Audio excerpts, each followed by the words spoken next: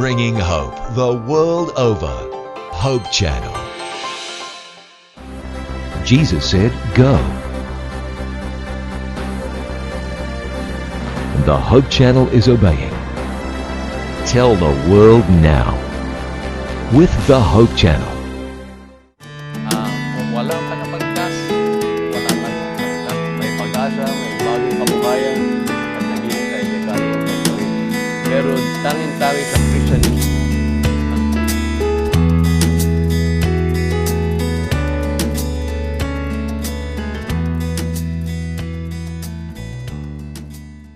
Masayang pakikinig po sa inyo lahat muli, mga minamahal namin mga kaibigan, mga taga-subaybay.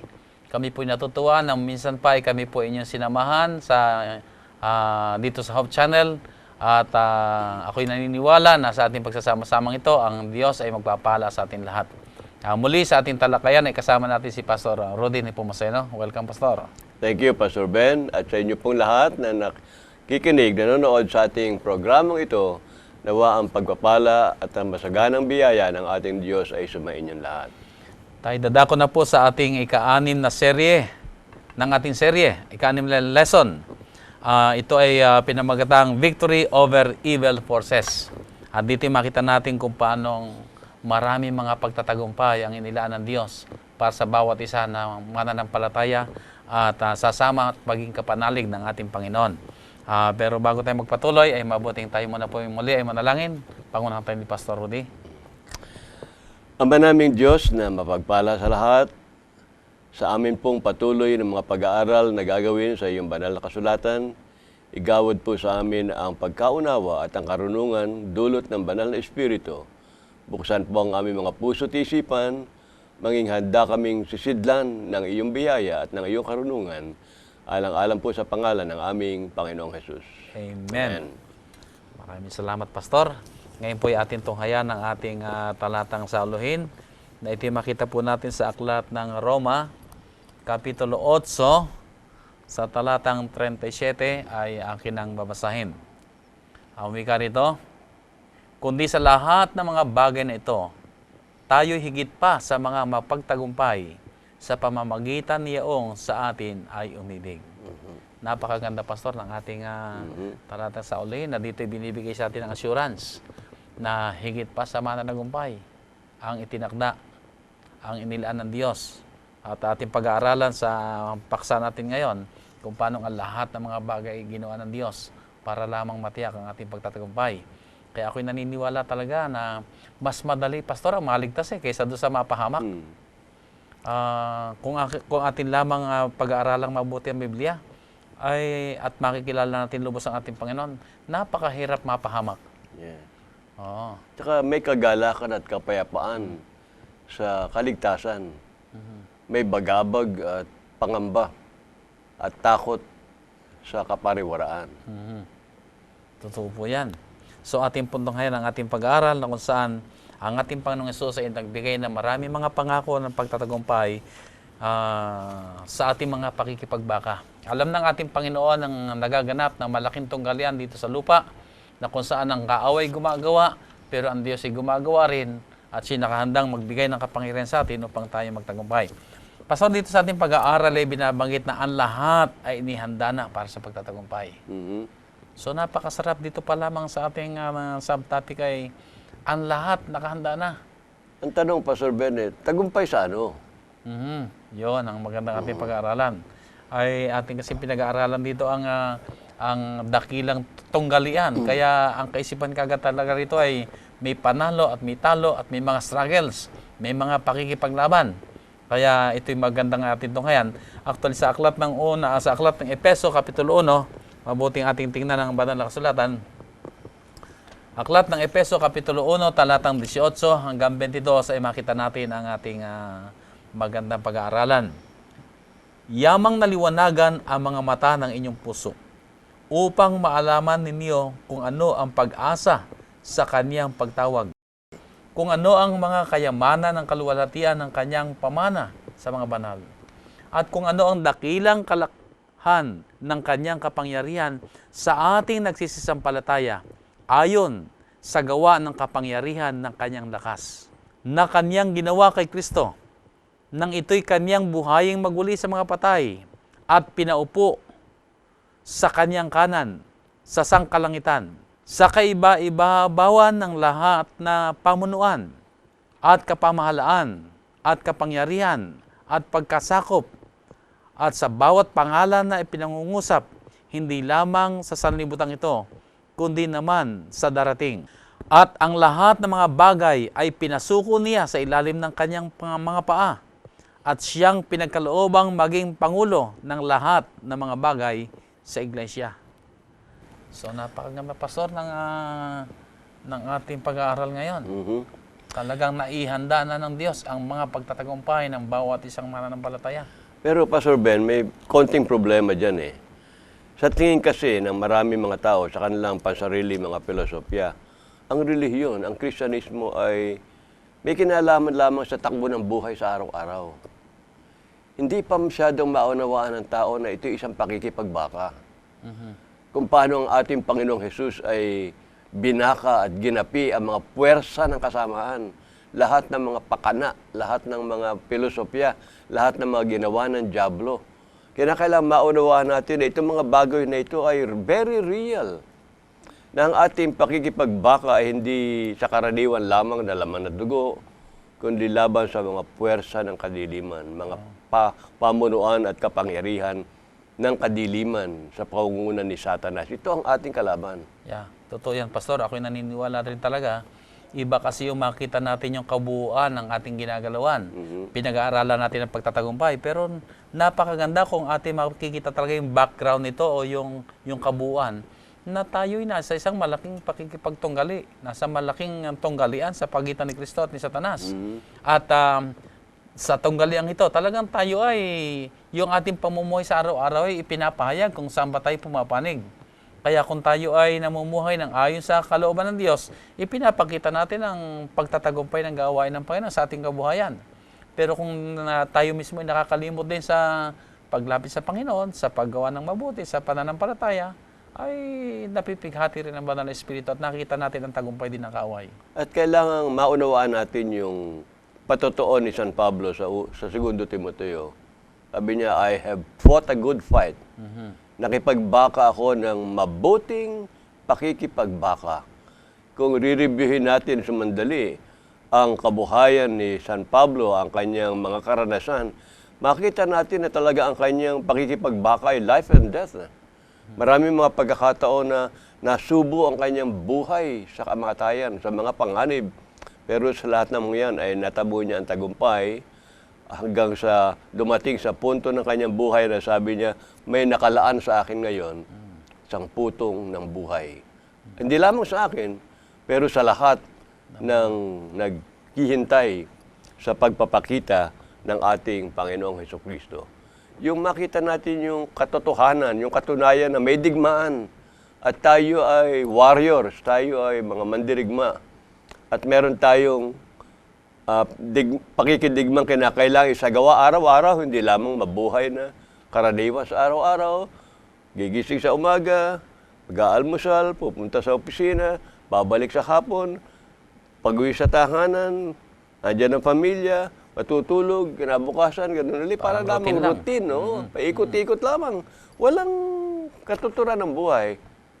Pero kung makita natin ito'y talagang isang digmaan, abay, para tayong Kristiyanong kawal na always on the march, always on the go. Kapag tinawag ay talagang dumarating. Yes.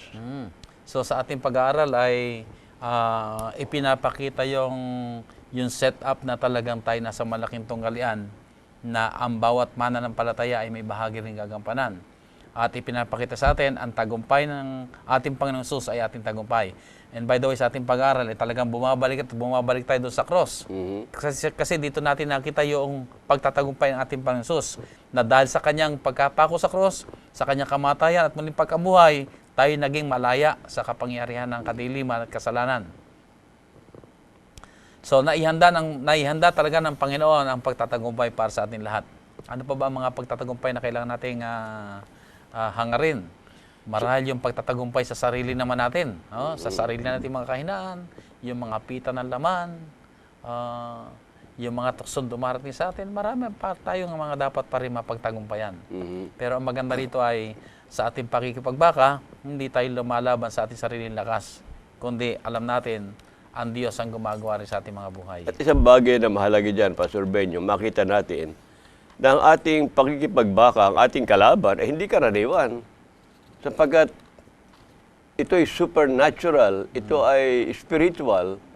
Ang kalaban natin ay hindi lamang yung mga puwersa ng kasamaan, yung mga demonyong ginagamit ng dyablo, nandyan yung mga filosofya ng tao, nandyan yung mga ambisyong makalupa, nandyan yung pag-ibig sa Diyos ng materialismo, nandyan yung mga pita ng laman, nandyan yung pag-ibig sa ambisyon, yung pag-ibig sa salapi. Lahat ng mga bagay na yon ay mga kasangkapan ng dyablo na ginagamit na kinakailangan natin bakahin.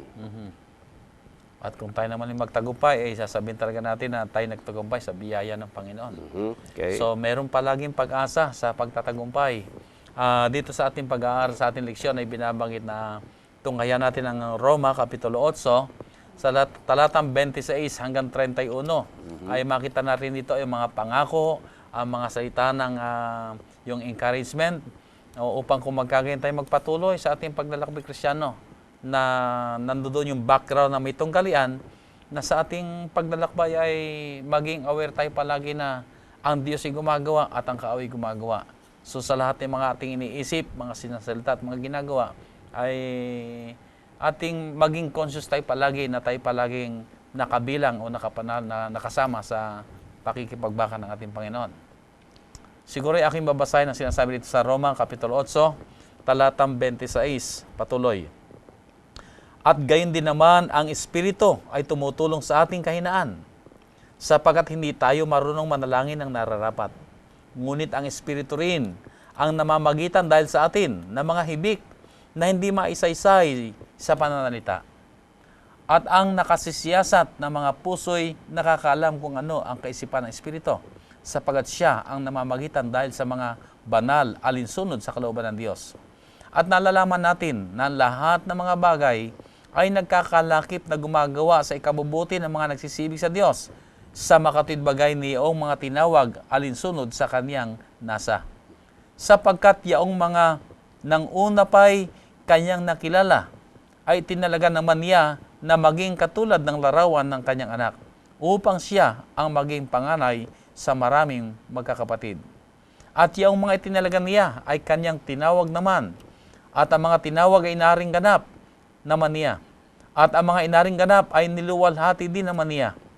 Anong ating sasabihin sa mga bagay nito?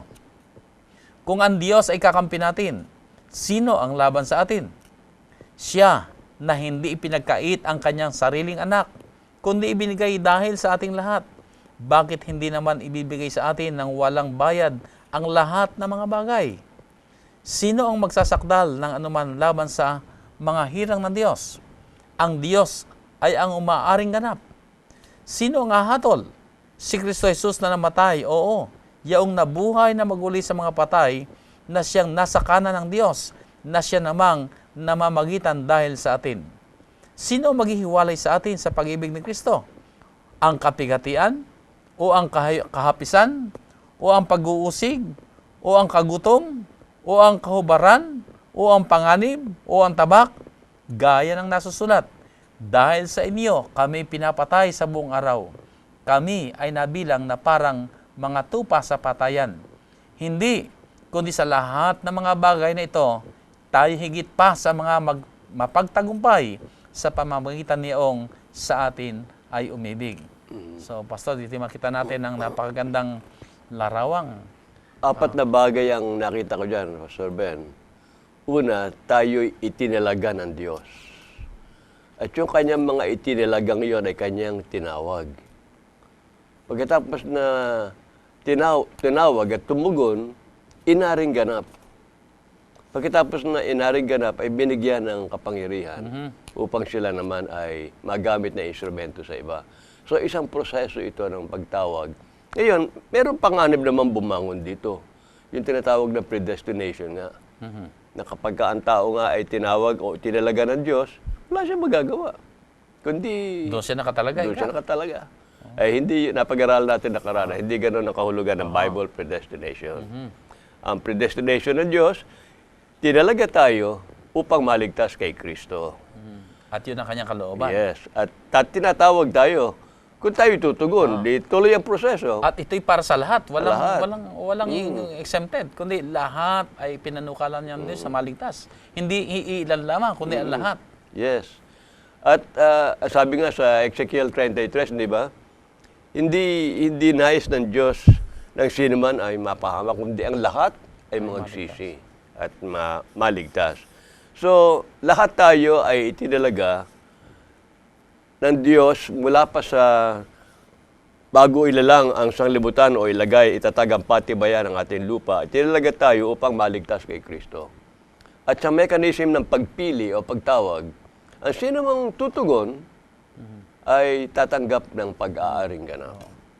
Pagkatapos na tayo ariing ganap, tayo naman ay hahayo upang ibahagi ang kaligtasang tinanggap natin para doon sa naaabot ng influensya ng ating buhay. So, narito ang magandang mensahe ng ating Panginoon. At may pangako pa rin iniwan dyan, magitan ng Espiritu Santo. Ang Espiritu Santo ay tumutulong sa ating mga kahinaan. Tumutulong din sa ating panalangin. Sapag hindi tayo marunong manalangin. Wika yan, di ba? Yun ang wika sa 26.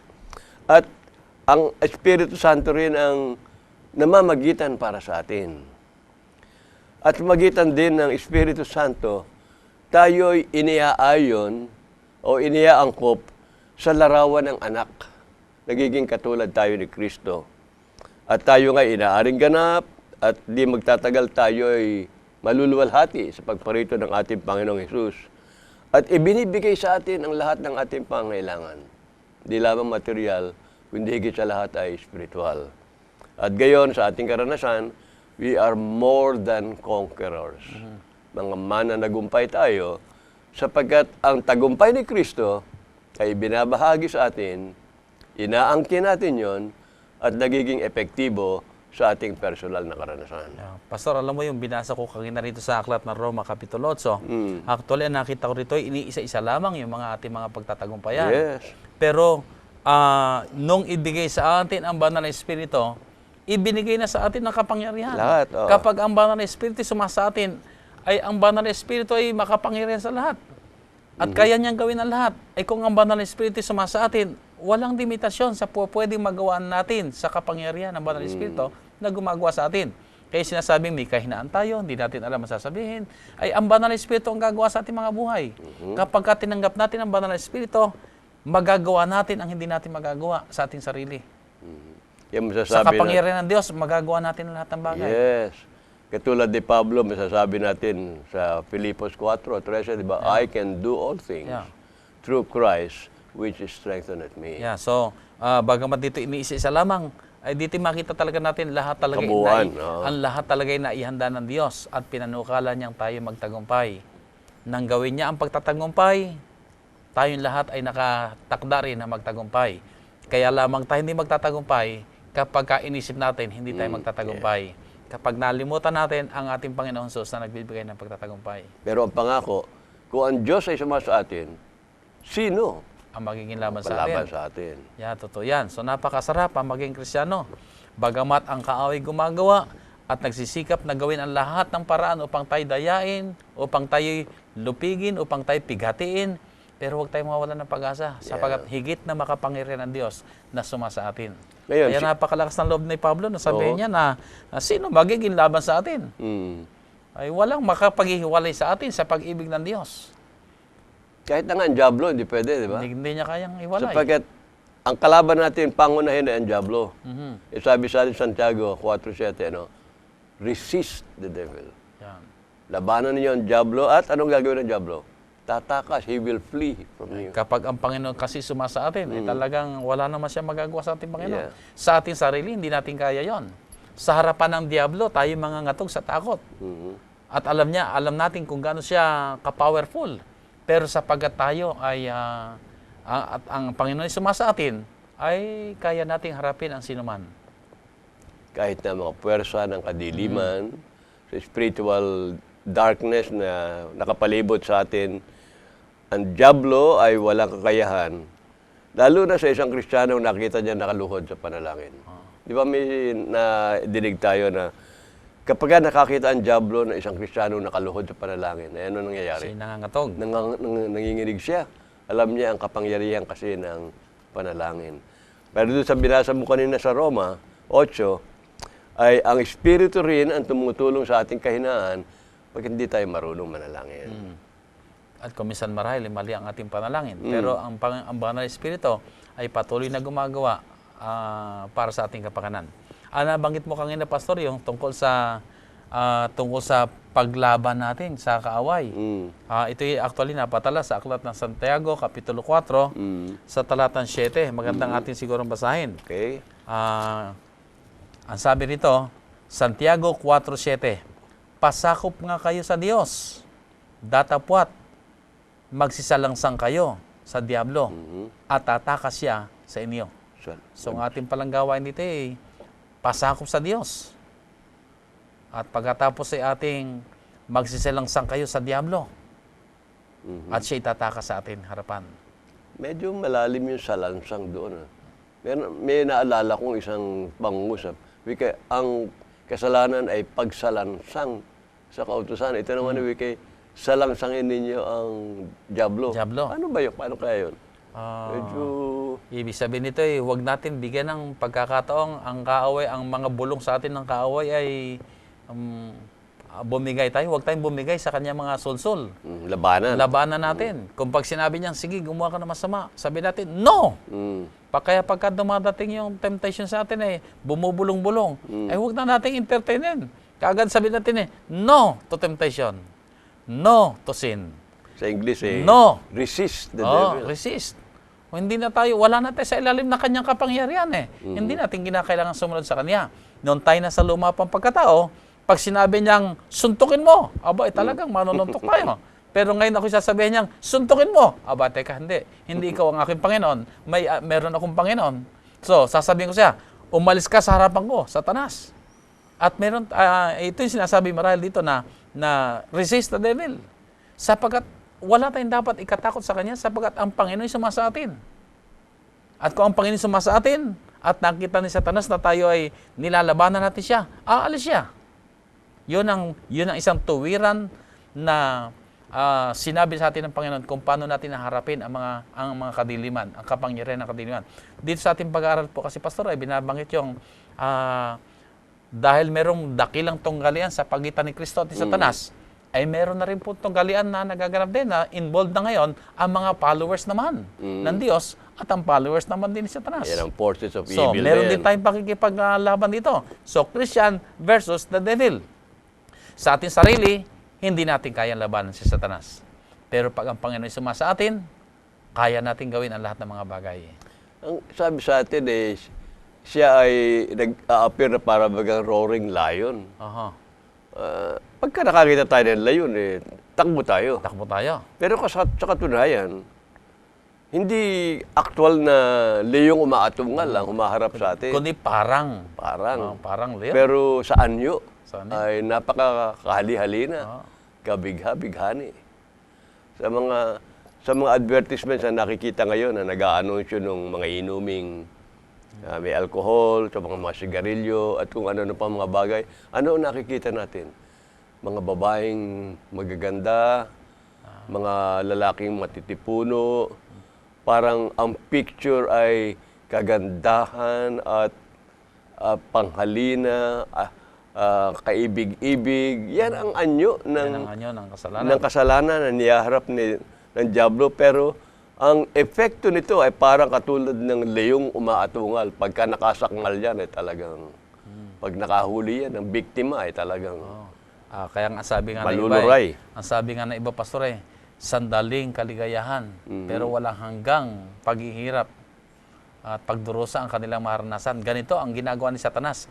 Kanyang pinapakitang ang tukso, ang kasalanan ay mukhang maganda. Kahali-halina. Pero pagka ito kinagat mo, ay para kang kinagat ng leyong umatungal. Talagang makikita mo ang katotohanan yan kapag nariyan ka na. Ay sa ating mga Kristiyano nagbabasa ng banal na kasulatan, ay hindi tayo dapat nag-entertain pa ng mga tuksong ginagawa ni Satanas. Kundi, head-on na nating harapin. Pagka ang tukso dumarating, sabihin na kagad natin, no to Satan. No to temptation. Yes to God. Yes to righteousness. Ito marahil ang atin ang dapat na. Head-on na ang ating pakikipag-usap. Alam mo, sa mga Wala nang paligoy-ligoy. sa mga teenagers, sa mga high school age, yung mga nasa puppy love stage, yung mga first love stage, isang parang malaking conquest sa mga kabataan, lalo na mga lalaki, kung magkaroon ng tinatawag na stolen kiss. O, di ba? Ang wika niya, ang nakaw na halik ay napakatamis. Actual hindi. Pero doon inilalarawan ang panghalina ng maling bagay na ginagawa na nakakalusot at kaya nagkakaroon Ako'y ng stolen naniniwala kiss. na kasama sa strategy ni Satan Yes, ito kaya nga. na palabasin niyang maganda. Kaya ako minsan, may nadinig na ako, mas masarap yung ulam doon sa kabilang bakod. Okay. Mas masarap yata kang tikman yung nasa kabila. Ay alam natin ito yung mga, at may kasabihan pa tayo, Pastor, na yun na marahil, nadidinig mo rin palagi na, ba't inka ko alin pa yung bawal, ay siya pang masarap o matamis. Ito yung mga kaisipan na itinatanim sa ating, dinadala sa atin ng kaaway. Pero sa atin, ang mga nagbabasa ng banal na kasulatan, tayo na kung saan nanampalataya tayo na si Jesus ng ating Panginoon at tayo patay na sa kasalanan, ay hindi na nagbibigay pa ng panong entertainin niya mga ganyang mga gawa ng kaaway. So maraming forma, maraming anyo ng mga pandaraya na sa araw-araw ay ginagawa ang dyablo. Bukod doon sa actual na activities ng mga demonyo, yung mga demon possession. Alam mo dito sa Leverisa, mga ilang taon na kararaan, sa Biyernes ng hapon, takbo yung mga kabataan sa bahay. Doon kami nakatira sa loob ng compound ng North Philippine Union Conference. Dating yung mga kabataan, Pastor, meron pong inaalihan ng masamang espiritu dyan sa Liberisa. Pwede po puntahan ninyo. So, nagtanong-tanong ako ng sitwasyon, sige ka, kung mauna kayo, ako ay magbibihis mandali, naiwan yung isa para maging guide ko.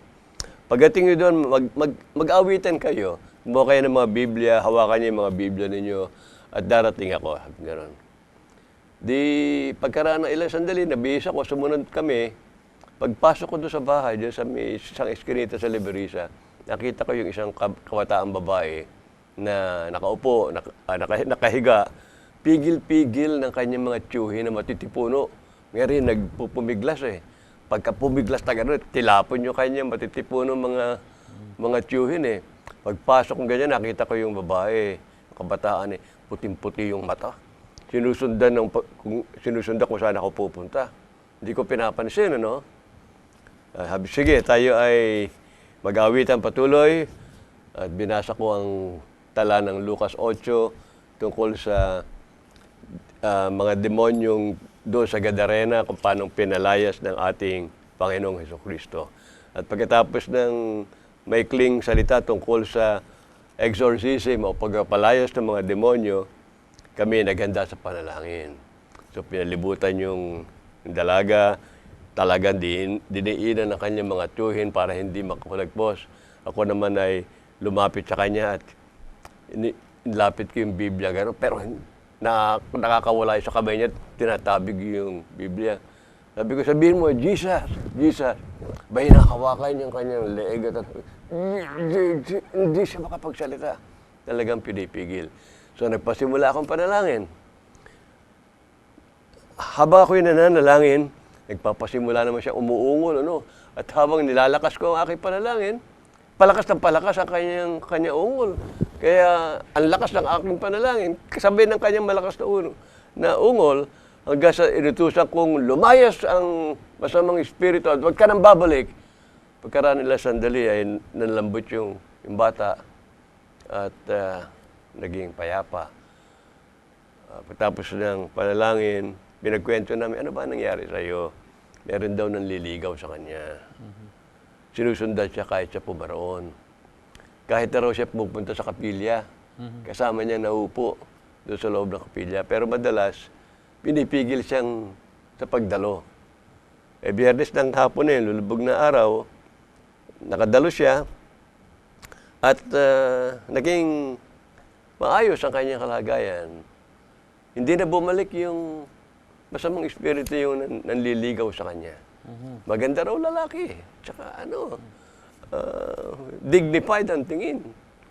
Hindi kanto boy ang ayos, hindi parang butangero or what, kundi magandang lalaki at makisig at dignified. Ganyan ang paraan ng dyablo. Kung lalapit sa atin na hindi parang liyong umaatungal, kundi anyon ng kagandahan at pagkamaginoo kung binata, at anyon ng kagandahan at kahali-halina pagka babae. Ganyan ang tukso, ganyan ang dalang ng dyablo. Dito makita natin kapag ang anumang bagay na ating kinakaharap na aakayin tayo maging malapit sa Panginoon, di mabuti. Pero kung alam natin na sino man ay dumating sa ating buhay at inaakay tayo mapahiwalay sa Diyos o makalimot sa Diyos o tumalikod sa Diyos, ay alam na natin ang dapat nating gawin. Talagang ito'y huwag tayong makakalimot na tayo nasa malaking tunggalian. At sa tunggalian ito, ipakita natin na tayo hindi lang passive, kundi active tayo, nakakampi ng Panginoon na nagtataguyod ng kanyang simulain dito sa lupa. Yes. Ang ating 12 alagad noong panahon ng ating Panginoong Jesus, binigyan sila ng Panginoon ng kapahamalaan.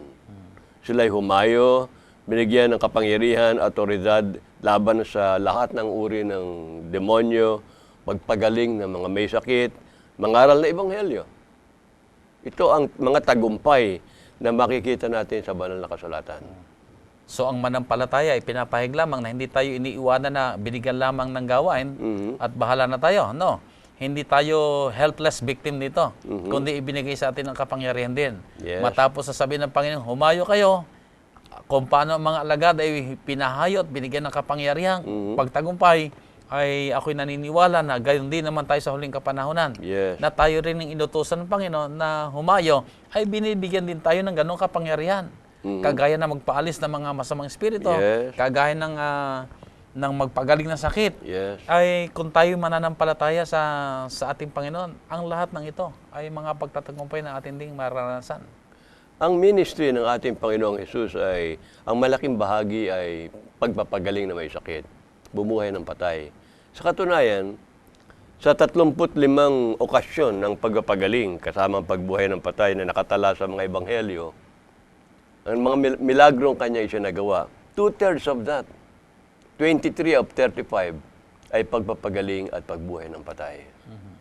Yan din ang naging gawain ng 70. Pagkatapos ng 12, nagsanay ng 70, wika ng ibang Biblia ay 72, ay isinugo din sila at bumalik na nagagalak, nagbigay ng ulat ng kanilang mga ginawa na mga pagtatagumpay. Yan, nakita natin ang kanilang mga pagtatagumpay. At dito sa ating lesson ay binabanggit kung paano sinugo yung 70 na humayo at magpalayas ng mga demonyo at gumawa ng mga kababalaghan, ipangaral ng ebanghelyo. Ang kapangyarihan din yon ay available sa atin. Nagpalayas din sila ng mga demonyo. Yan ang tala ng Lucas Kapitulo 10. So, meron din tayong kapangyarihan nun sa pamamagitan ni Kristo na sumasa atin. So, napakaganda ng mga iniwan sa atin ng halimbawa na talagang lahat ay itinakda ng Diyos na bagamat ang kahoy gumagawa, pero wala tayong dapat katakutan sapagkat higit na makapangyarihan ng Diyos na sumasa atin. Tingnan din natin na marami mga halimbawa na mga pagtatagumpay na napatala dito sa aklat ng mga gawa. Siguro ay ating isummarize na lang mga punto ng mga halimbawa ang ating makikita. Pastor, pwede bang bahaginan mo kami dito ng ating mga pagtatagumpay na natala dito sa aklat ng mga gawa? Sa Gawa 5, 12 hanggang 16, itinatala doon ang gawain ng mga alagad, pero actually ito ay acts of the Holy Spirit. Sa magitan ng Espiritu Santo, tatandaan natin, sa Pentecostes, nagkakatipo ng 120 mga alagad doon sa upper room, bukod doon sa mga 12 alagad, 11 sapagkat wala si Judas. At malakas na ugong, at dilang apoy ay bumabang individually sa ulo nitong mga alagad na ito. At sila'y humayo. At ang bunga sa Gawa 5, maraming manampalataya ang nadagdag sa kanilang grupo. Mga sakit ay napagaling. Masamang espiritu ay napalayas. At kanda pa ngang naging paniniwala ng mga tao doon sa mga kababalaghang ginagawa ni Pedro, madaanan lamang sila ng anino ni Pedro ay sila ay gagaling. Oo. So, ganun sila gumawa ng mga kababalaghan. Yes. At ito yung mga pagtatagumpay para sa gawain ng Yes. Panginoon. Sa Gawa 3, 1 hanggang 11, nandyan yung isang lalaki na pilay mula pa sa bahay bata ng kanyang ina, napalakad. Sa Gawa 16 hanggang 18, yung masamang espiritu na nangingibabaw sa isang alipin na gumagawa ng maraming mga kababalaghan para maging hanap buhay ay pinagaling ng ating mga alagad. So ito ilang example ng kapangyarihan ng Espiritu Santo na gumawa magitan ng mga alagad noong unang panahon. So, marami pa. At kung paano ito nakita natin sa aklat ng mga gawa, ang marami mga pagtatagumpay, ay ang aklat kasi ng mga gawa ay tapos na nasara na, no? Pero kung ito lang may magpapatuloy, ay masasaksihan pa natin ang napakarami pa mga pagtatagumpay sa kapangyarihan ng Banal na Espiritu na gumagawa sa kabuhayan ng mga mananampalataya. Alam mo, Pastor Ben, ang aklat ng mga gawa ay merong ilang chapters yan? 28, ano? 28. 28 chapters. Meron akong sermon na ginawa dyan sa church, sa Mamsi. Ang title ng aking topic ay Acts 29. So, sabi ko, our preaching topic for today, our sermon title is Acts 29. Kindly open your Bibles to Acts 29. Bukas sa mga kapatid. Hanapan. Pastor, walang Acts 29. Hindi ko meron, hindi rin na nakikita. Pero yan ay bababasa na ninyo at mababasa ng maraming mga tao kapag kumilos na tayong lahat at tayo mismo ang gagawa individually ng Acts 29. So actually, marami magiging version ang Acts 29. Sapagkat yan ay version ng bawat isa sa atin. Makita ng kapangyarihan at biyaya, ministry ng Espiritu Santo, lahat tayo ay kikilos upang isulat natin ang Acts 29. So, ang aklat ng mga gawa, o gawa ng mga alagad, gawa ng Banal na Espiritu ay wala katapusan, Sir Ben. Matatapos lamang yan pagka nakikita natin ang mukhaan ang ating Panginoong Hesukristo. Tinitingnan ko, Pastor, yung larawan natin pagdating natin sa langit. Na doon ay lalapitan tayo ng isa nating kaibigan at sabihin na, nung narito ba tayo, nung naroon ka ba sa lupa, nung nabubuhay pa tayo sa lupa, ay ano ba ang mga bagay na yung nagawa para sa Panginoon? Ay siguro, sasabihin natin, siyempre, ako'y sumisimba. Ako'y nagbibigay ng tithes and offering. Ako'y nag-donate ng electric fan, ng upuan doon sa church. Marahil ako'y tatanungin pa, ano pa?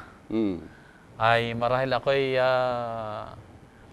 nagpapintura ng building ng church. Okay? Pero pagka tayo nagpaikot-ikot na lang doon, parang medyo siguro ang pinakamaganda natin sabihin ay meron akong nabahaginan ng katotohanan at siya ngayon ay naririto.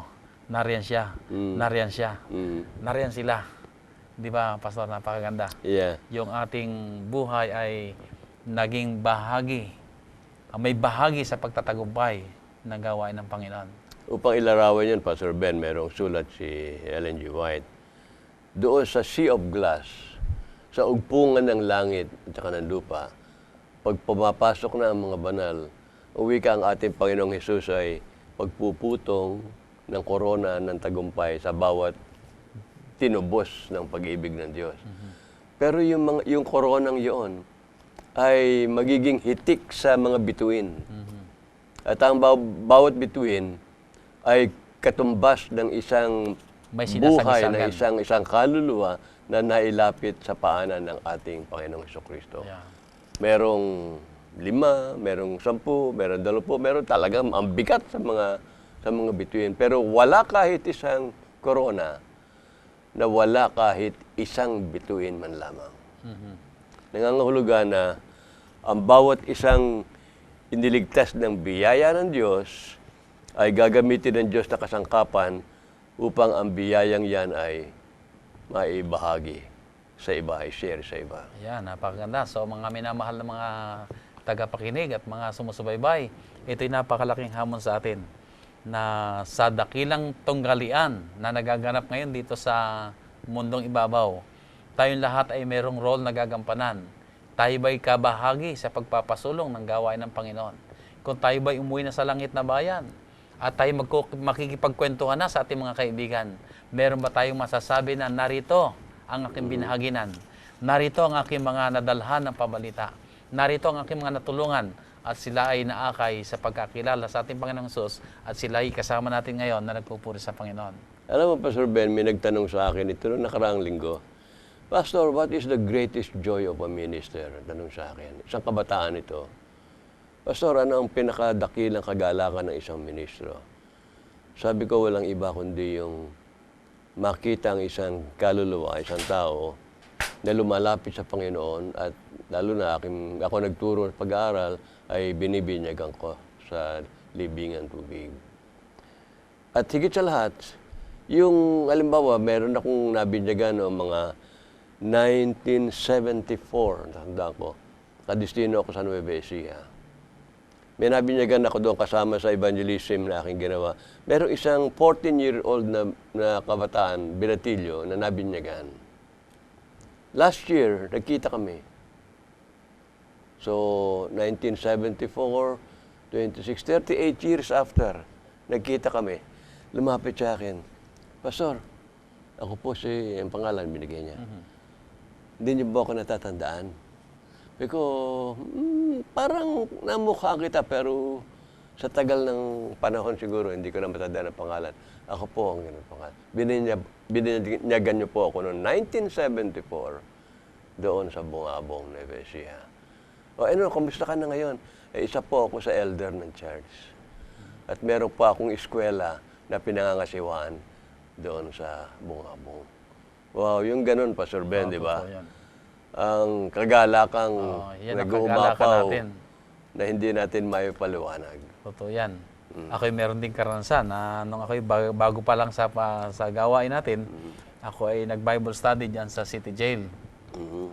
Meron ako mga nakitang malalaking mga katawan na balot ng tato sa katawan. Ay kung hahatulan mo sila sa kanilang panlabas na itsura, ay mangingilag ka, lumapit sa kanila at yayain sila mag-Bible study. Pero alam mo, Pastor, nung ako'y mag-appeal, yung maton na yun na ilan na napatay, ay talagang nung makita ko lumuluha, ay talagang ako'y napaluhan. Napaluhan rin ako, Pastor, kasi hindi ko akalain na, sabi ko ay, itong itsurang ito, akala ko ay, yung para bagang mangingilig ka lumapit dahil mukhang boboljack ka. Ay, matitimbuang ka. Pero nung gumawa ang banal na espiritu, yung maton, lumuha. At nung makita kong lumuha, napakarami kong tinignan. Pare-pareho kami lumuluha.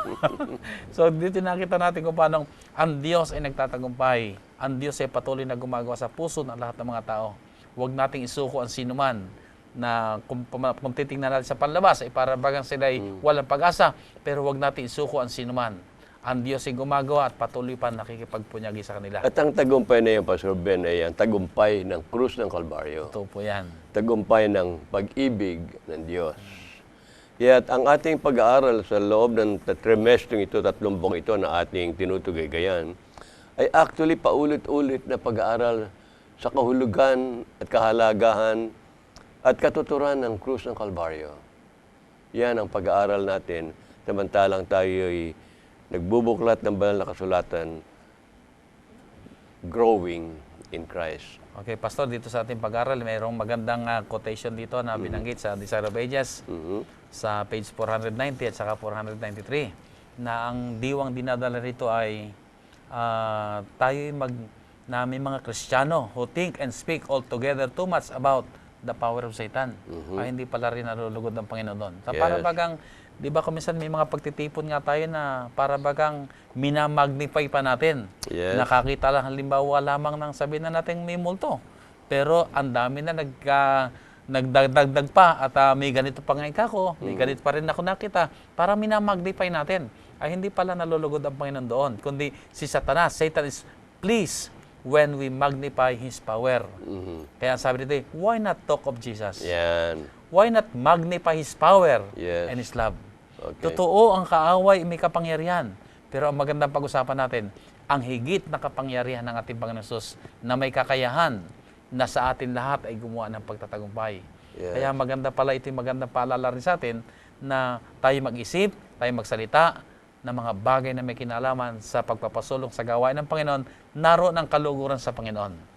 Pero pag ang pinag-usapan natin ay tungkol sa kadiliman, ay nagagalak din ang kaaway. Katulad na yan, Pastor Ben, pamisa-misa nakakarinig ako ng testimony. Pinadinig ako ng isang patotoo.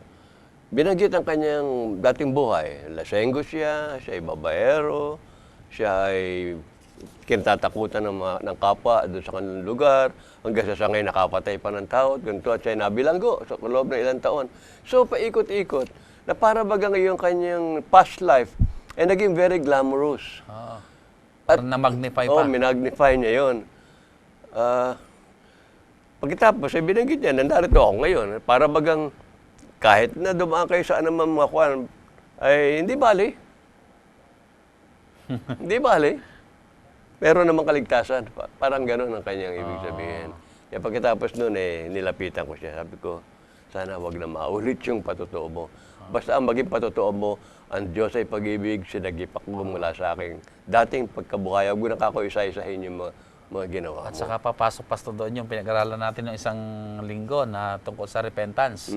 Na kapag tayo ay nagsisisi, ipinapakita mo yung kapighatian mo at ang kalumbayan mo na ikaw dumaan sa ganong mga kasalanan. At ipinapahayag natin tayo nalulungkot na napighati rin natin ng banal na Espiritu. At hindi yung para bagang tuwan-tuwa pa tayo nagkukwentong gano'n ang buhay natin na ang kasalanan na ganito, nagawa natin, gano'n, ay walang kaluguran ng Panginoon doon. Yeah, okay. So, ahayaan po natin sa lahat ng ating mga pagsasalita, mga kapatid, ay bigyan natin ng pagkakataon ang Panginoon ay palagi maluwalhati sa pamamagitan ng ating mga sinasalita, mga ginagawa at ang ating mga impluensya ay maging sa ikasusulong ng kanyang banal na gawain. Sapagkat huwag natin kakalimutan, tayo ay sa isang malaking tunggalian na nagaganap dito sa lupa sa pagitan ni Kristo at ni Satanas. Pastor, ang iyong mga huling salita. Merong isipan ako na sanang buksan. Bakit ngayon, samantalang sa kapanahunan ng ating Panginoong Hesus, ang kalakhang bahagi ng kanyang ministry ay pagpapagaling, pagbuhay ng patay. He did more healing than preaching actually. At yung mga alagad ay ganun din. Palaging pagbalik ay nagpagaling na may sakit, bumuhay ng patay. Bakit ngayon, Pastor Ben, hindi masyadong laganap itong ganitong klase ng ministry? Ito ngayon ang aking ginagawa, Pastor, actually, na ako'y lumilibot sa marami nating mga iglesia at talagang ang kampanya natin ay yung ating mga small group ay magpalakasan, pasiglahin sila, magpahayagan sila ng mga testimony nila na every week ay nagtitipon sila at ipinapahayag nila yung mga karanasan nila sa buhay. So, dito nagaganap yung sinasabi na less preaching and more on giving testimony. Na bawat grupo, sa tuwing magtitipon sila, ang Diyos ay naluluwalhati.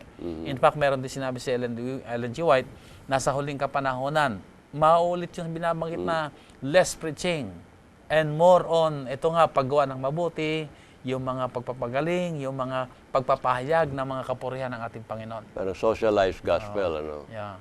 So, nasa direction din tayong ganoon. Okay. Darating ang panahon na gusto natin mas marami ang mga nagsasalita na gusto nilang purihin ng Panginoon. Yun ni less preaching na itong nagaganap na ito. But more on giving testimonies, praising the Lord. Yan po ang gusto natin maganap. Sapagkat yan naman po ang nakatakda rin na magaganap sa huling kapanahonan. Okay. Okay, Pastor, ang iyo pa meron pa mensaheng gustong ipaabot sa ating mga tagapanood. Ang ating Diyos ay Diyos ng pag-ibig. At lalong nahayag yan na ang kanyang bugtong na anak ay naparito sa lupa, mamatay sa krus sa Kalbaryo, mabuhay na maguli at magbukas ng pintuan ng kaligtasan. At kasama ng kaligtasan ito, binigyan tayo ng responsibility. The privilege of salvation carries with it the responsibility of sharing. Bawat isang ipinanganak sa kaharian ng Diyos ay born a missionary. Misyonero tayong lahat. Ang ating gawain, go ye into all the world and preach the gospel. Samantalang sa araw-araw ay binabaka natin ang pwersa ng kasamaan. Isipin natin na sa araw-araw, tayo ay mga misyonero sa malaking hukbo ng Diyos sa pangaral ng Ebanghelyo. Tayo nakapanalig kasama ng Diyos sa pagtataguyod ng kanyang kaharian. Yes. Ako, maraming salamat, Pastor. Sa kabuuan ng ating pag-aaral sa linggong ito ay pinapakita po sa atin sa pamamagitan ng pagpapasakop na ginawa ng ating Panginoong Hesus sa Ama na nasa langit. Dito siya nagkaroon ng pagtatagumpay. Dito niya nakamit ang pagtatagumpay laban kay Satanas. Sa gayon din kaparaanan, kung tayo magpapasakop sa ating Diyos, hahanapin natin siya at aanyayahan natin siya maghari sa ating mga buhay, tayo man ay nakdakda na anuman ang daanan natin mga pagsubok at mga suliranin ng buhay, tayo rin ay magtatagumpay. At ang wika sa ating pag-aaral dito sa ating lesson, maging ang pinakamahina na kaluluwa ay pwedeng maging mananagumpay sa biyaya ng Diyos at sa kanyang kapangyarihang gumagawa sa ating mga buhay. Sana po'y pinagpala kayo ng ating pag-aaral na ginawa sa sandaling ito. At muli po ay tayo idadako sa pagtatapos at gawin po natin sa pamamagitan ng isang panalangin. Mahal at dakila po namin Diyos, muli po kaming nagpupuri sa inyo. Kay dakila po ninyo o Diyos, sapagkat kayo ay mayroong napakagandang panukala sa aming mga buhay. Napakaganda ng aming inaharap. Tiyak ang aming pagtatagumpay. Kami, Panginoon, ay napasangkot sa inyong banal na gawain sa pakikipaglaban, laban sa kadiliman. Alam po namin, O Diyos, ang kaaway makapangyarihan, subalit tumitingin kami sa inyo, higit kayo makapangyarihan, at tiyak din ang aming pagtatagumpay. O banal na Diyos, patuloy naman po kaming pag-alabin sa pananampalataya at bigyan kami ng puso na palaging hinahanap kayo ang siya maghari sa aming mga buhay. Panginoon, dinadalangin po namin sa inyo lahat po ng mga nanonood ngayon dito sa Hope Channel sa estasyong ito at sa programang ito. Patuloy niyo po sila, Panginoon, pagpalain. Pagyamanin pa sila, Ama, sa inyong pag-ibig, sa inyong mga kabutihan. Palaguin pa sila sa pananampalataya at akayin pang patuloy sa pagkakilala sa inyo. Salamat po, Ama, sa katiyakan. Kayo ang Diyos ang nagpala po sa bawat isa sa amin. Alang-alang po ang lahat sa matamis na pangalan ng aming Panginoong Hesus. Amen. Maraming salamat pong muli mga giliw po namin, mga taga-subaybay. Kami po talaga ay natutuwa na kami po inyong palagi sinasamahan sa ating mga serye ng pag-aaral na may kinalaman sa paglago natin kay Kristo. Muli po, maraming salamat. Pagpalain kayo ng ating dakilang Diyos.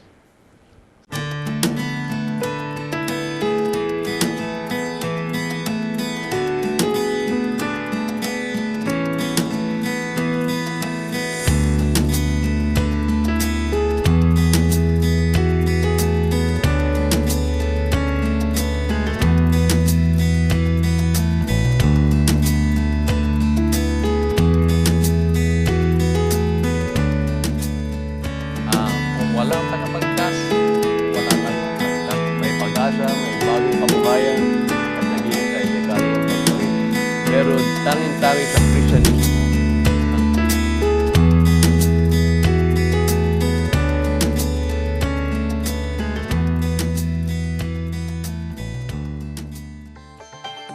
Bringing hope the world over. Hope Channel. Jesus said, "Go." The Hope Channel is obeying. Tell the world now with the Hope Channel.